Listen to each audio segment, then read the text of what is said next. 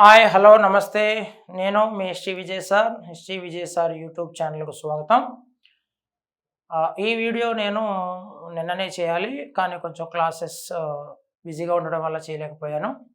చాలా కీలకమైనటువంటిది, చరిత్రకు సంబంధించినటువంటి ఒక కరెంట్ అఫైర్స్, ఒక సమకాలీన అంశంగా మనం చర్చించుకోవచ్చు.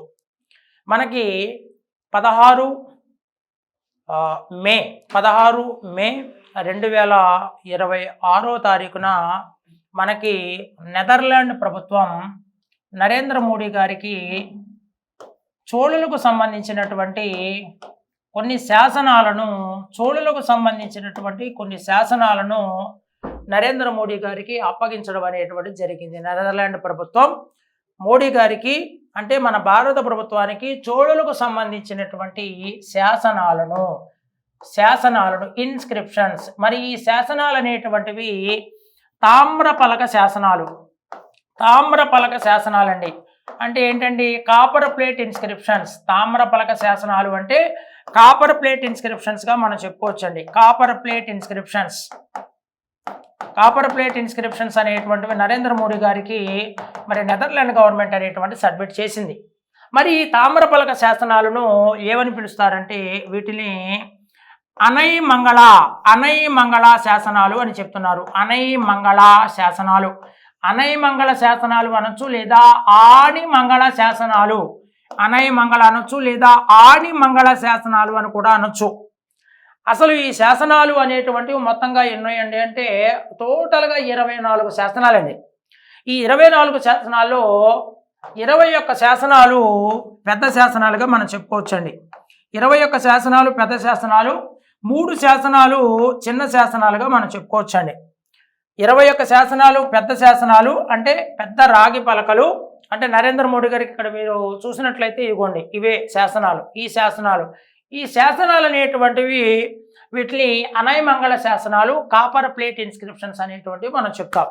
అయితే ఈ శాసనాలను మరి నెదర్లాండ్ వాళ్ళు ఏమంటున్నారు సార్ అంటే లైడెన్ ఇన్స్క్రిప్షన్స్ అంటున్నారంటే. లైడెన్ శాసనాలు, లైడెన్ ఇన్స్క్రిప్షన్స్ అని పిలుస్తున్నారు. ఎవరమ్మా అంటే నెదర్లాండ్స్ వాళ్ళు. ఎందుకంటే అసలు ఈ శాసనాలను మనకి 19వ శతాబ్దంలో డచ్ వారు మన భారతదేశం నుండి తీసుకువెళ్ళిపోవటం జరిగింది. ఈ లైడెన్ యూనివర్సిటీలో, నెదర్లాండ్లోని లైడెన్ యూనివర్సిటీలో ఇప్పటి వరకు ఈ శాసనాలను భద్రపరిచారు. అయితే చోళుల దగ్గరికి మళ్ళీ వస్తాను, ఒకసారి అక్కడే మాట్లాడదాం. ఈ యొక్క డచ్ నెదర్లాండ్స్ అనేటువంటి దేశంలో ఉన్నటువంటి లైడెన్ యూనివర్సిటీ ఏదైతే ఉందో ఆ లైడెన్ యూనివర్సిటీలో మనకి ఇప్పటి వరకు ఈ శాసనాలు అనేటువంటివి భద్రపరచడం జరిగింది. అందువల్ల ఈ శాసనాలను లైడెన్ శాసనాలు అనేటువంటి పేరుతో చెప్తున్నారు. 19వ శతాబ్దంలో డచ్ వారు ఎత్తుకుపోయారు. సార్, డచ్ వాళ్ళు ఎత్తుకుపోవటం ఏంటి, నెదర్లాండ్స్ యూనివర్సిటీలో ఉండటం ఏంటి అంటే, అసలు డచ్ అని ఎవరిని అంటారంటే the people of Netherlands and Hollands called as Dutch. Holland అదేవిధంగా నెదర్లాండ్ ప్రజలను కలిపి డచ్ వాళ్ళు అంటారు. ఈ డచ్ వాళ్ళు మన భారతదేశానికి రావడం జరిగింది వ్యాపార దృష్ట్యా.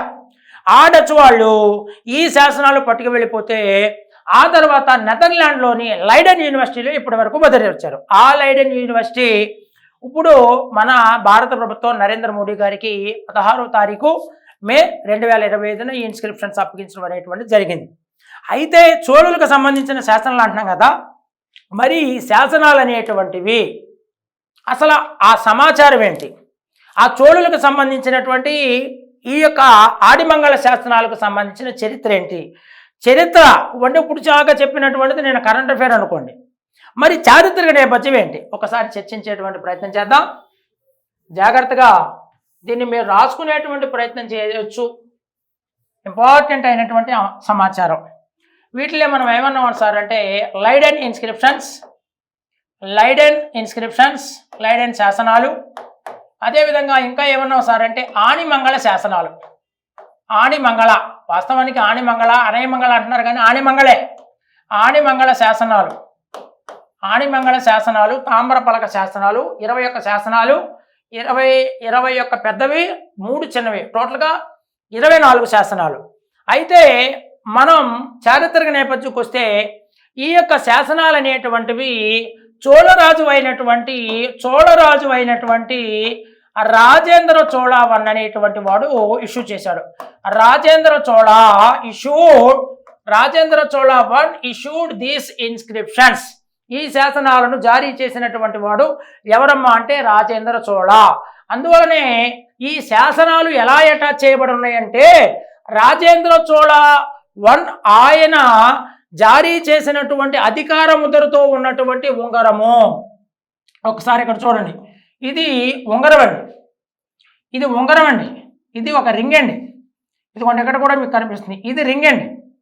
ఈ రింగ్ మీద ఎవరి యొక్క అధికార ముద్ర ఉందంటే ఆ రాజేంద్ర చోళ వన్ యొక్క అధికార ముద్ర ఉండటం అనేటువంటి జరిగింది. ఆయనే వీటిని జారీ చేయటం అనేటువంటి జరిగింది.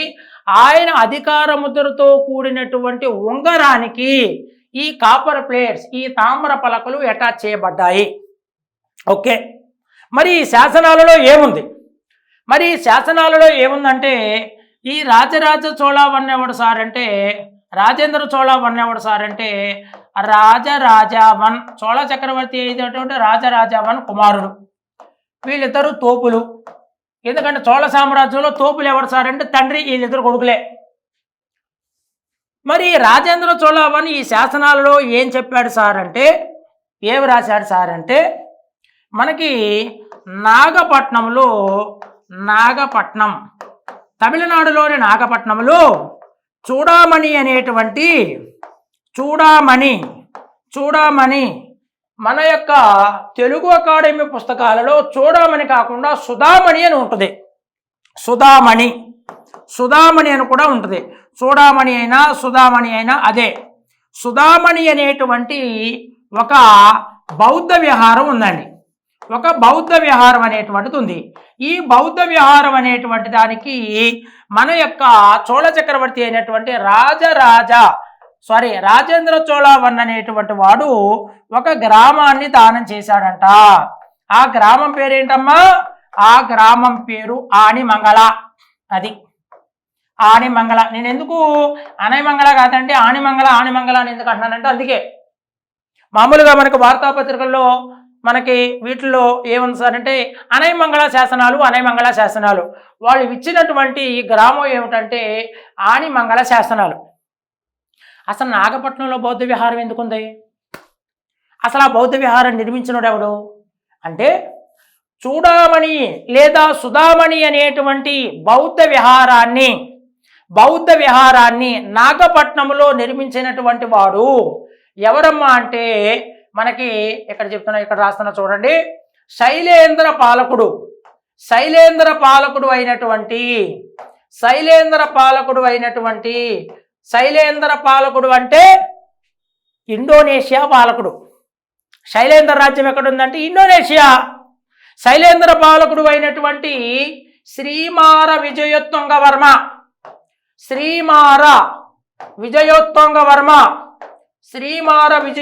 వర్మ ఎవరైతే ఉన్నారో ఆ శ్రీమార విజయోత్తుంగ వర్మ ఈ బౌద్ధ విహారాన్ని నిర్మించాడు.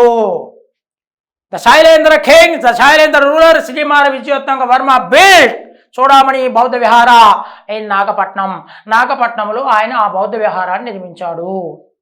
అయితే శ్రీమార విజయోత్తుంగ వర్మ నాగపట్నంలో బౌద్ధ విహారాన్ని నిర్మించడానికి పర్మిషన్ ఇచ్చినటువంటి వాడు రాజరాజ వన్ ఆ శ్రీమార విజయోత్తుంగ వర్మకి చూడామణి బౌద్ధ విహారం నిర్మించడానికి పర్మిషన్స్ ఇచ్చాడు. రాజేంద్ర చోళ వన్ ఏం చేశాడంటే ఆ బౌద్ధ విహారానికి ఒక గ్రామాన్ని దానం చేశాడు. ఆ గ్రామం ఆణిమంగళ. తండ్రి బౌద్ధ విహారం నిర్మించడానికి పర్మిషన్స్ ఇస్తే కొడుకు ఆ బౌద్ధ విహారానికి ఏం చేశాడు? ఒక గ్రామాన్ని దానంగా చేశాడు. ఆ గ్రామమే ఆణిమంగళ. అదే ఆ ఇన్స్క్రిప్షన్స్లో ఉంది. ఇప్పుడు దాకా చెప్పినటువంటిది ఆ ఇన్స్క్రిప్షన్స్లో ఉంది. ఇంకో మాట చెప్పనా, రాజరాజ చోళ వన్ టైంలో కొంచెం సంబంధాలు బాగున్నాయి. కానీ రాజేంద్ర చోళ వచ్చిన తర్వాత రాజేంద్ర చోళ వన్ ఏం చేశాడంటే ఆ శ్రీమార విజయోత్తుంగ వర్మని యుద్ధంలో ఓడించాడు. Rajendra Chola one Rajendra Chola one defeat Srimara Vijayottunga Varma the ruler of Shailendra పాలకుడు అయినటువంటి శ్రీమార విజయోత్తంగ వర్మని రాజేంద్ర చోళ వన్ అనేటువంటి వాడు ఓడించాడు. అయితే ఓడించినప్పటికీ ఈ యొక్క చూడామణి విహారానికి లేదా సుధామణి విహారానికి ఆణిమంగళ అనేటువంటి ఒక గ్రామాన్ని తెలియజేశాడు. అయితే గురుగారు, ఈ శాసనాల వల్ల మనకి ఏమర్థం అవుతుందంటే, ఈ శాసనాల వల్ల చోళుల యొక్క మత సామరస్యం తెలుస్తుంది. చోళుల యొక్క మత సామరస్యం, ఎందుకంటే చోళులు అనేటువంటి వాళ్ళు ప్యూర్ హిందువులు. అలాంటి హిందువులు బౌద్ధ మతానికి సంబంధించిన ఒక విహారం నిర్మించుకోవడానికి పర్మిషన్ ఇచ్చారంటే వాళ్ళ యొక్క మత సామరస్యం మనకు అర్థమవుతుంది.